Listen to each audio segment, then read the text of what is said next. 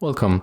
If you want to clone social apps in your OPPO Reno for Lite, at the first you have to go for settings, then scroll down to reach the app management, or just go for the app cloner. It's simple. So I'm going to clone the Instagram application, and the second app was added to the home screen. So let's open the first one, and right now I'm logging to my account, and after that we can go for the second.